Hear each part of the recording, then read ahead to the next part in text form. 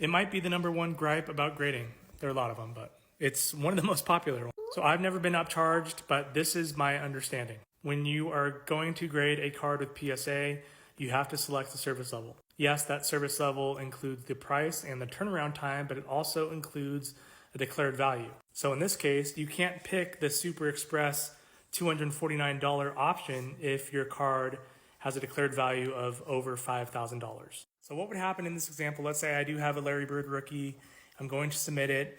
I think that, hey, it's going to get a PSA 8, so the declared value is probably around $2,500, $3,000. I select this Super Express level, but when PSA gets a hold of it and they grade it, surprise, it's actually a PSA 9, which puts the value, I don't know, let's say $15,000. At that point, PSA will say, sorry, I know you submitted at the Super Express level, but that level is reserved for cards with $5,000 declared value or less. We need to upcharge you to the Premium 1 level, which is $800, and reserved for cards that have a declared value of $25,000 or less. Both services offer a turnaround time of 5 business days.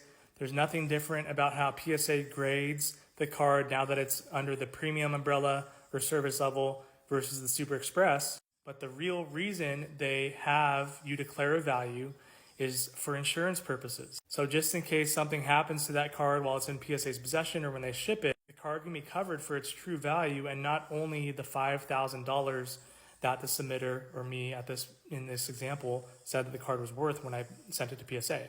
Now, on one hand, this is pretty much good news. Yes, you have to pay more for it to get graded, but that card would not have that realized value if PSA did not grade it as a 9. And you're also getting, $10,000 more out of it in terms of value now that it's a 9 versus an 8 or, more. Again, these are just made up numbers. So yes, you have to pay more to grade it, but your card's worth significantly more. The biggest gripe of the gripe is if the reverse happens and say you declare a value of $15,000 for the card, do you think it's going to be a 9 and it ends up getting an 8? Do you get refunded the difference between the Premium 1 and the Super Express levels?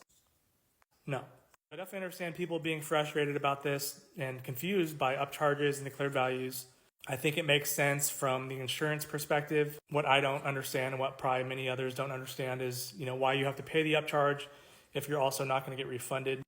But again, it's a business. You can say grading is silly or whatever it is, and I'm not saying you personally, it's a great question. For anyone else out there, because it is marked as a PSA 9 or graded as a PSA 9, it can now be valued as a PSA 9 and sold as a PSA 9. If that card's raw or not PSA graded, it's not going to be worth as much, and that's just how the market has spoken.